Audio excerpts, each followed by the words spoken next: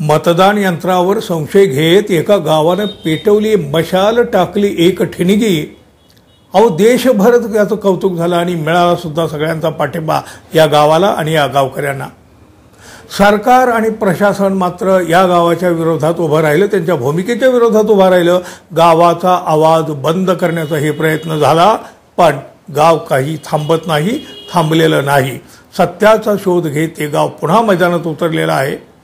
पेटलेल्या ठिणगीचा आता भडका होऊ लागलेला आहे आणि याच भडक्याचा पुढं आता वणवा पेटताना दिसू लागलेला आहे। मित्र हो, नमस्कार। विधानसभेची निवडणूक झाली, नवं सरकार कामाला लागलं, पण मतदान आणि मतमोजणीतला मोठा जो काही कथित गैरप्रकार आहे, हे जे आरोप आहेत आणि त्याचे पडसाद काही केल्या कमी तर होत नाहीत बघा। पण आता हा ईव्हीएमचा वणवा अधिक भडकू लागलेला आहे। विधानसभा निवडणुकीमध्ये ईव्हीएम मशीनमध्ये मोठा झोल करून भाजप महायुतीचे विजय मिळवला असा आरोप होतोय।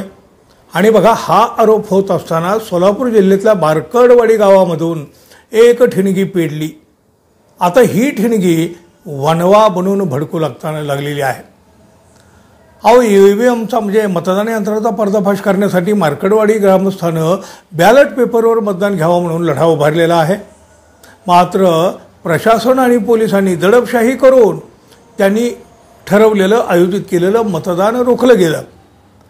मार्कडवाडीच्या लढ्याची देशभर दखल घेण्यात आलेली आहे। ईव्हीएमचा विषय आता त्यामुळे पुन्हा जोर धरू लागलेला आहे। लोकसभेतील विरोधी पक्षनेते राहुल गांधी लवकरच आता या मार्कडवाडी गावातून लॉंग मार्च काढणार आहेत। ईव्हीएमच्या विरोधातील हा वणवा आता देशभर पेटणार आहे।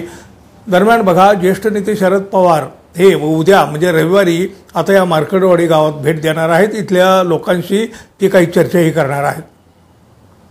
सोलापूर जिल्ह्यातल्या माळशिरस विधानसभा मतदारसंघाच्या महाविकास आघाडीचे उमेदवार उत्तम जानकर हे तिथून विजयी झाले। शरद पवारांचे उमेदवार आहेत, ते विजयी झाले ते।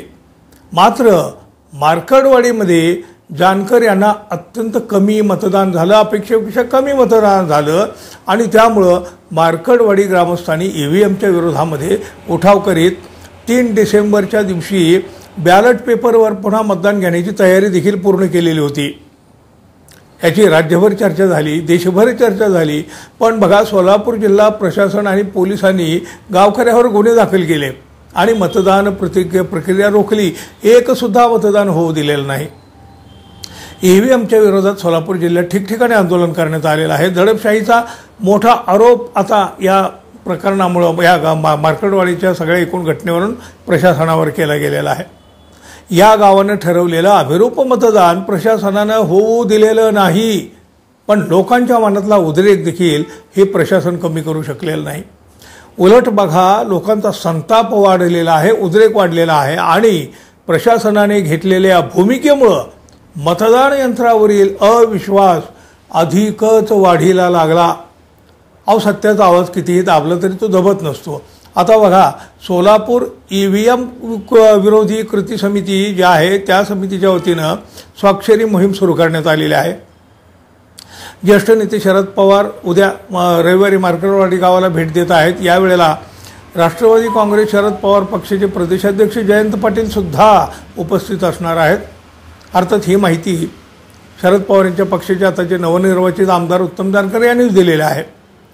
काँग्रेसचे प्रवक्ते अतुल लोंढे, प्राध्यापक यशपाल भिंगे, माजी आमदार रामहरी रुपनवर, नंदकुमार पवार यांनी नवनिर्वाचित आमदार उत्तम जानकर यांच्यासह मार्कडवाडी गावाला भेट देऊन तिथल्या गावकऱ्यांशी चर्चा देखील केलेली आहे। गावची लढाऊ माती आम्ही कपाळी लावू आणि ही माती राहुल गांधी यांच्याकडे सुपूर्द करू, असं या लोंढे यांनी म्हटलेलं आहे। शिवाय ग्रामस्थांच्या लढ्याला राहुल गांधी यांची साथ आहे। लवकरच ते मार्कडवाडी गावामध्ये येणार देखील आहेत। राहुल गांधी हे या गावातून महाविकास आघाडीतील नेत्यांसह लॉंग मार्च सुद्धा काढणार आहेत, अशी माहिती उत्तम जानकर यांनी दिली आहे। निवडणूक आयोगानं जर समजा या सगळ्या प्रकरणाची दखल घेतली नाही तर आठवड्याभरामध्ये सर्वोच्च न्यायालयामध्ये जाऊन याचिका दाखल करणार आहोत, असं देखील उत्तम जानकर म्हणालेत। प्रशासनानं इथल्या गावकऱ्यावर गुन्हे दाखल केले, मतदानाचा त्यांनी केलेला प्रयत्न हाणून पाडला। बघा तरी देखील गाव शांत झाले नाहीत, गावकरी शांत झालेले नाहीत. त्यांना सत्य शोधायचंच आहे. पण ईव्हीएमचा वणवा मात्र आता अधिक तीव्रतेनं भडकू लागल्याचं दिसू लागलेलं आहे. एका गावानं देशाचे डोळे उघडण्याचा प्रयत्न केला आहे. हो, प्रशासन सरकारच्या विरोधात उठलं आहे.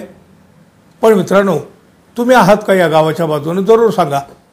आणि आपण अजून आपल्या चॅनलला सबस्क्राईब केलं नसेल तर कृपया सबस्क्राईब करावं ही अपेक्षा आहे. धन्यवाद. पुन्हा भेटू. तोपर्यंत नमस्कार.